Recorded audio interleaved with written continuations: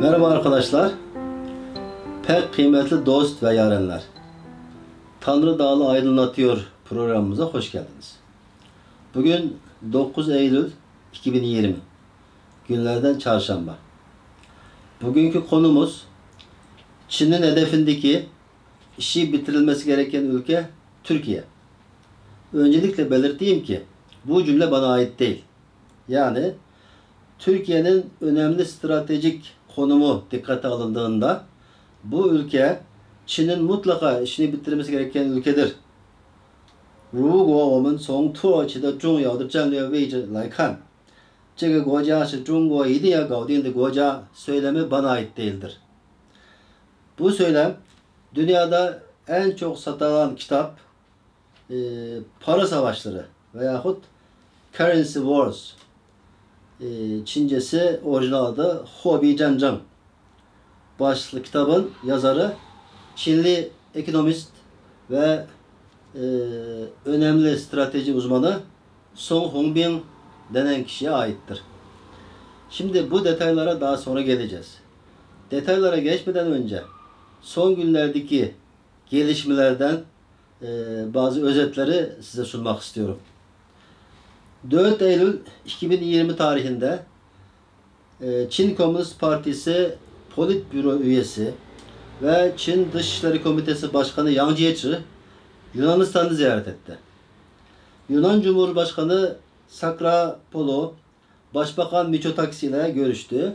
Görüşmelerde oldukça kapsamlı stratejik işbirlikleri ele alındı. Daha da önemlisi Türkiye'nin Doğu Akdeniz'deki faaliyetleri kınandı. Ayrıca Çin'in Ankara Büyükelçisi Deng Li'nin Çin Dışişleri Bakan Yardımcılığı görevine getirileceği haberleri de geldi.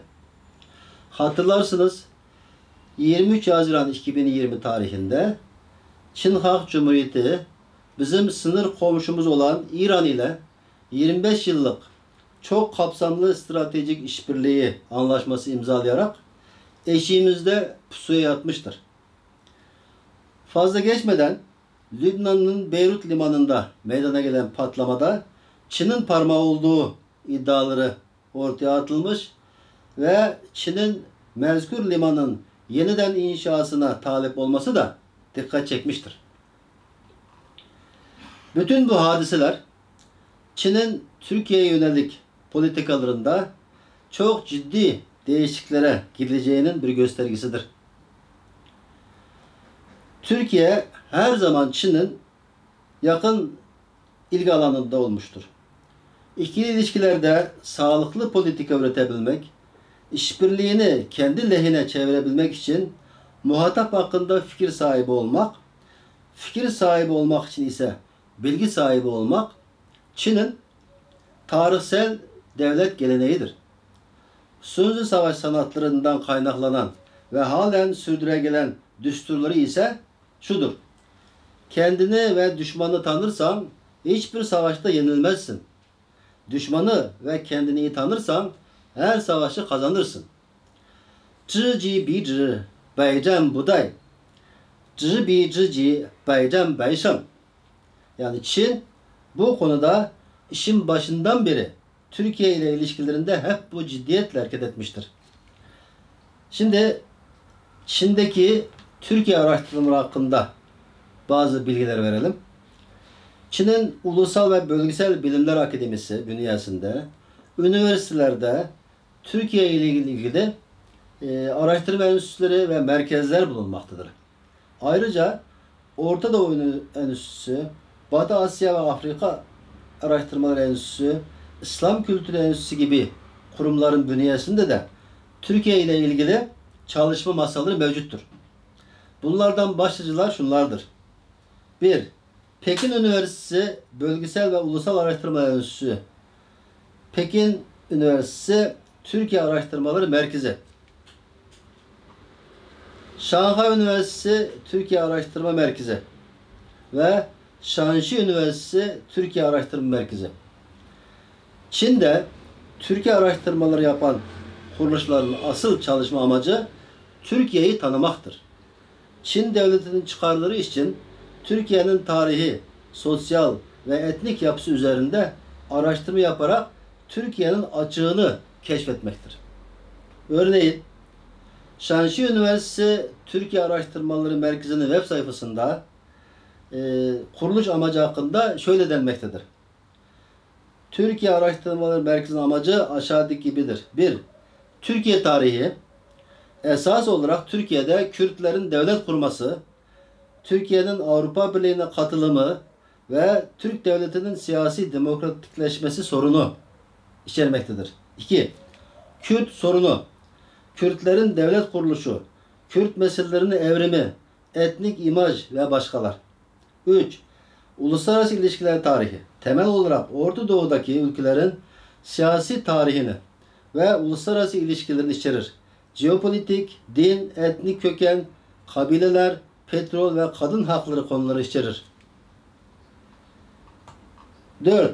Orta Asya tarihi, Antik İki Nehir Havzası üzerindeki tarihi araştırmaları ve Orta Asya ülkelerindeki dini ve etnik konular üzerinde araştırmaları içerir. Yani Çin'deki Türkiye Araştırma Enstitüsü'nün web sayfasında yazan, yani Türkiye'yi araştırmadaki amaçları bu 4 maddeyi ön plana çıkarmaktadır. İşin daha da enteresan tarafı var.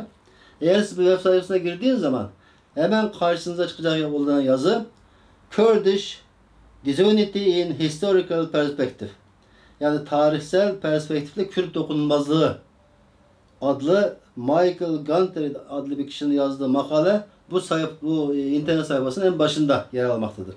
Yani bu sadece Çin'de bulunan Türkiye hakkında araştırma yapan kurumların Türkiye'yi niye araştırdıkları üzerinde ortaya konulan araştırma çerçeveleri. Ayrıca Çin'de Tuochi Yanzhou adında dergiler ve kitaplar yer almaktadır. Yani buradan varacağımız nokta şu: Türkiye'de de var, Çin araştırma merkezleri falan isminde var ama Türkiye'deki kurumların amacı Çin'i tanıtmak. Yani Çin'i tanımak değil. Ama Çin'deki Türkiye üzerinde araştırma yapan kurumların amacı Türkiye'yi tanıtmak değil, Türkiye'yi tanımak. Fark burada. Onun için biz bugüne kadar Çin'in üzerimizdeki bütün oyunlarını hiçbir şekilde fark etmeden onlarla ilişkilerimizi devam ettiriyoruz. Şimdi gelelim Çin'in Türkiye'ye bakışı ve politikası. Bütün bu araştırmalar sonuç sayesinde Çin, Türkiye'yi o kadar iyi tanımaktadır ki bir eliyle Türk soykırımı yaparken bir eliyle de Türkiye ile dostane ilişkileri geliştirmeyi, hatta stratejik ortak olmayı bile başarmış durumda. Zira Çin'in meşhur 36 hilesinin 23. hilesi uzaktakine cilve yap, yakındakine saldır. Yani Yuanzhou Jingong hilesine Türkiye tav olmuştur. Şimdi Çin'in Türkiye ile olan stratejik ortaklık ilişkilerinin Çin tarafındaki derin arka planına, yani 10. hile, yüzünde gülücük dağıtmak, koynunda hançer saklamak, Shaoli Sandao hilesinin nasıl çalıştığına bakalım. Türkiye her fırsatta Çin'i stratejik ortak olarak nitelendirirken Çin ise Türkiye'yi Orta Asya'daki en büyük rakip olarak görmektedir. Hatırlarsınız 2010 yılında Çinli Tuğgeneral, Çin Milli Savunma Üniversitesi'nin rektörü Liu Yazhou'nun kaleme aldığı Batı Bölge Teorisi başlıklı bir yazısı vardı. Ben bu yazıyı Ağustos 2018 yılında Türkiye Türkçesine çevirdim ve yayınladım. Yayınladıktan sonra toplumda çok ciddi yankılar uyandırdı. Çünkü Batı Bölge Teorisi Çin'in Türkiye ve Türkistan üzerindeki kara emellerini bir Çinli generalın ağzından, birinci ağızdan anlama fırsatı veriyordu bize. Ve orada çok detaya girmeyeceğim çünkü ben bu yazıları yayınladığım için. En son bir paragrafı size okuyayım. Orta Asya'ya gelince bizim gözlerimiz ilk önce Rusya ve Amerika gibi rakiplerin üzerinde olacak. Ancak geniş açıdan baktığımızda korkarız ki en güçlü rakibimiz Amerika veya Rusya değil, Türkiye'dir. Bakın, biz Türkiye'yi stratejik ortak olarak görüyoruz ama Çin bizi rakip olarak görüyor. Artık bunun adını siz koyun. Bu sadece bir generalın yazısından alınan alıntı. Belki de daha önce de belirtmiştim. Çin Komünist Partisi'nin direkt yayın organı olan Huanqiu Shibao, yani Global Times diye, eskiden gazeteydi, şimdi internet sitesi var. Orada da Türkiye hakkında çok böyle gerçekçi bir makale ara sıra yayınlanır. Bunlardan birisi 19 Ağustos 2018 tarihli Türkiye'yi objektif olarak tanıyıp Çin-Türk ilişkilerini doğru yönetmek lazım başlıklı bir baş makale yayınlandı. Onu da biz Türkçe çevirip yayınladık. Oradan birkaç tane paragrafı okuyayım. Gerisini siz anlayın. En kabul edilmez olanı ise Türkiye'nin Şincan yani konusunda sürekli ortalığı karıştırmasıdır. Türkiye'de bazı güçler Doğu Türkistan fikrini desteklemekte. Üstelik birkaç yıl önce Şincan'daki bazı aşırı güçlerin yasa dışı olarak Orta Doğu bölgesine geçmelerini sağlamıştır. Türkiye, Çin'in Şincan'daki azınlık siyasetini sürekli olarak eleştirmektedir. Türkiye ile iyi ilişkileri geliştirmek, Çin'in Türkiye'ye büyük yardımlar yapacağı anlamına gelmez. Bu ilişki sadece stratejik açıdan karşılıklı çıkar değil, ekonomik açıdan da karşılıklı kazanım sağlar. Türkiye, Orta Doğu'nun en büyük ekonomik gücüne sahiptir. Geçmişte Türkiye, Avrupa'yı en büyük ekonomik yön olarak belirlemişti. Bu ise Çin-Türk ekonomik işbirliği için büyük fırsatlar olduğu anlamına gelir. Arkadaşlar, Çin'in fıtratında fırsatçılık vardır.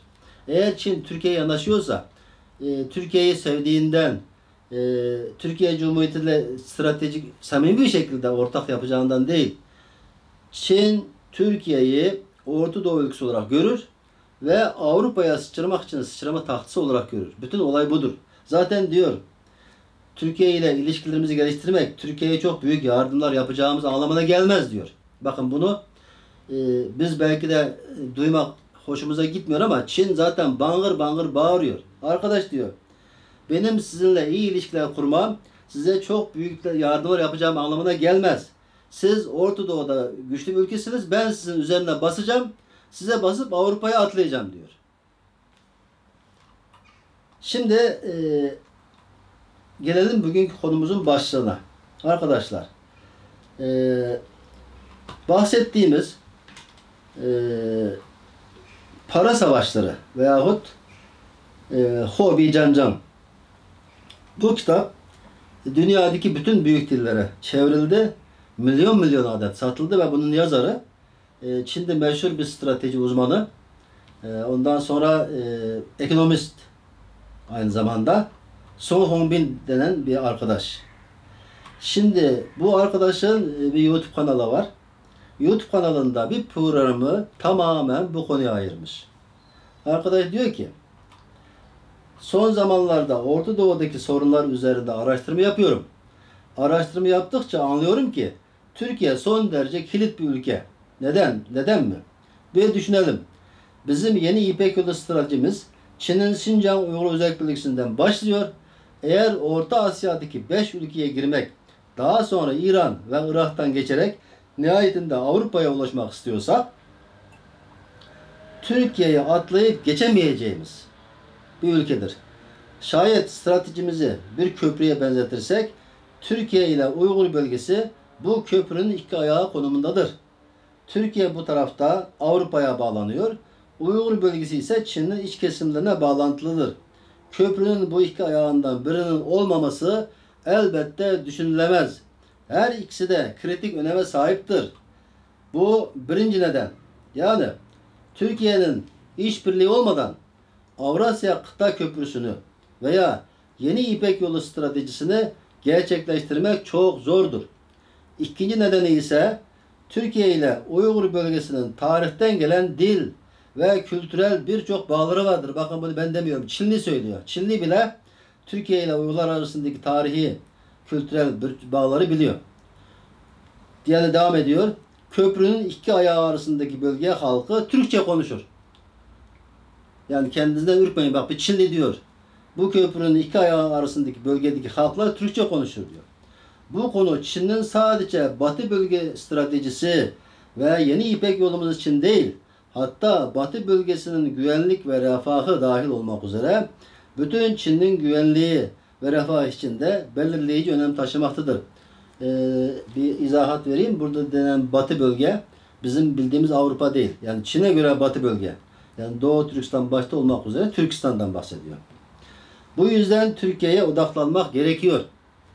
Üçüncü nedeni ise şu anda Orta Doğu'daki bütün sorunlar, ister Suudi Arabistan olsun, ister Kudüs sorunu olsun, bütün bunların kaynağı 1918'de Osmanlı İmparatorluğu'nun çöküş sonrasıyla ilgilidir.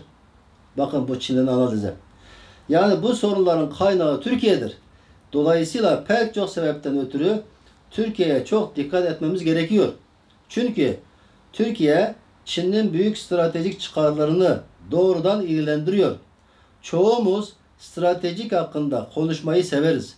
Örneğin Yeni İpek Yolu stratejisi, Asya Yatırım Bankası gibi stratejiler elbette çok doğru ve son derece akilanedir.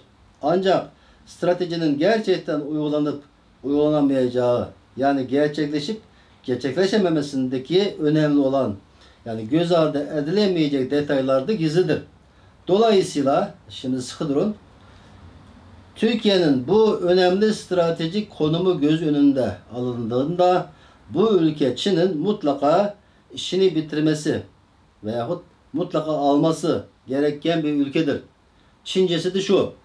如果我们从土耳其的重要战略位置来看，这个国家是中国一定要搞定的国家. Şimdi arkadaşlar, biz Çinlilerin kendi ağzından Çin'in devlet politikasının Türkiye üzerindeki düşünceleri ve Türkiye'ye nasıl baktığını araya kendi yorumumuzu katmadan size ilettik. Yani Çin'in Türkiye hakkındaki düşüncesi, Türkiye hakkındaki çalışmaları budur. Ama buna rağmen biz halen Çin'e çok çocukça, çok fazla iyi niyetli bir yaklaşımla ilişkilerimizi sürdürmeye çalışıyoruz. Tabii ki devletler arasında bazı ilişkiler bir şekilde yürümesi lazım ama karşı taraftakilerin hakkımızda ne düşündüğünü de biraz merak etmemiz lazım. Çünkü biz Çin'in bütün hilelerini tam olarak çözemediğimiz için o bize güldüğü zaman biz onu güldü olarak kabul ediyoruz ama halbuki o Çin bize gülmüyor. Shaoli Sandao, yüzünde gülücük, koynunda hançer. Çin budur. Şimdi son günlerde size anlattığım gibi Çin, Türkiye'nin çevresine yavaş yavaş konuşlanmaya başladı. Üstelik bugün Türkiye Cumhuriyeti Devleti çeşitli cephelerde birden mücadele etmek zorunda kalmışken kendince Türkiye'nin zayıf düştüğü fırsatı istifade ederek Türkiye'nin düşmanı olan Yunanistan'ı hemen ziyaret etti. Bak 4 Eylül günü. Ve orada saf değiştirip stratejik ortaklıktan eser bile kalmadı. Yunanistan'la birlikte Türkiye'yi kınadı. Ve Çin Türkiye'nin çevresinde Türkiye aleyhine bütün faaliyetleri yapırken biz Çin'in gölgesinden korkup Çin'i bile güldürecek faaliyetleri şahit olduk. Örneğin birkaç gün önce Taksim Meydanı'nda Doğu Türkistan'da kaybolan ailesini aramak ve onların sesini duyurmak için Taksim'e gelen 4-5 tane Uygur Türk'ü bazı işgüzar memurlar tarafından çok ciddi şekilde, orantısız bir şekilde tartaklandı. Suçu neydi? Üzerinde tişört var. Tişörtte kaybolan aile efratlarının fotoğrafı var. Arkadaş, bugün İstanbul sokaklara çıktığın zaman herkesin tişörtünde fotoğraflar var. Bazıları kedi köpek fotoğrafı var. Bazıları sevdiği fenomenlerin fotoğrafları var. Herkesin var. Bizim Uygurların da öyle zevk, sefa sürecek hali olmadığı için doğal olarak kaybolan ailesinin fotoğrafını tişörtüne bastırmış. Bundan doğal ne var? Ve orada çok barışçıl bir şekilde sadece o Atatürk heykelinin önünde fotoğraf çektirip gideceklerdi. Orada fotoğraf çektirmesine izin verilmediği gibi tişört ters giydirildi. Bu ne biçim bir cezadır? Yani böyle bir ceza türü dünyada hiçbirinde yoktur. Çünkü arkadaşların kanunen bir suç işlediği görülmedi. Sadece üzerinde tişört var. Tişörtte kaybolan ailesi efratlarının fotoğrafları var. Bunun dışında normal bir insan gibi Taksim'e geldiler. Orada hatıra fotoğraf çektirecek. Eğer izin verilirse belki de birkaç cümle Doğu Türkistan'daki toplama kampları hakkında birkaç cümle demeç verecek.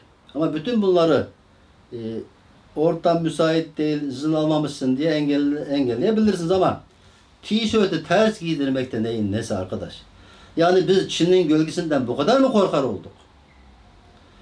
Ben bu programı özellikle bu konuda kafa yormakta olan arkadaşların seyretmesini istiyorum. Yani bizim büyüttüğümüz, bizim dost olarak gördüğümüz, bizim stratejik ortağımız diye bağrımıza bastığımız Çin, Türkiye hakkında hiç de güzel şeyler düşünmüyor. Ve çok üzülüyorum. Taksim'de meydana gelen olaylara Çinliler o kadar gülmüştür ki bıyık altından gülmüştür. Zaten Çin'de bıyık olmadığı için belki başka yerlerinden gülmüştür. Yani en son olay sadece Çinlileri güldürmeye sebep oldu. Ondan başka hiçbir ehemmiyeti olmadı. Bugünkü programımızı burada noktalayacağız. Bundan sonraki programlarda Çin'in Türkiye'yi ele geçirmek için kullandığı bazı yöntemler üzerinde duracağız. 250 bin dolar konusunu bir önceki programda detaylarla dile getirmiştik. Bir dahaki sefer Konfüçyüs Enstitüsü, yani Çin'in Türkiye'yi ele geçirmek için kullandığı önemli yöntemlerden birisi bu. Bir de Çin mahallesi kurmak, Türkiye'de medya yapılaşması, bir de sivil kuruluşlar ve lobicilik faaliyetleri. Bunları önümüzdeki programlarda ayrı ayrı ele alacağız. Beni dinlediğiniz için teşekkür ederim. Sağ olun.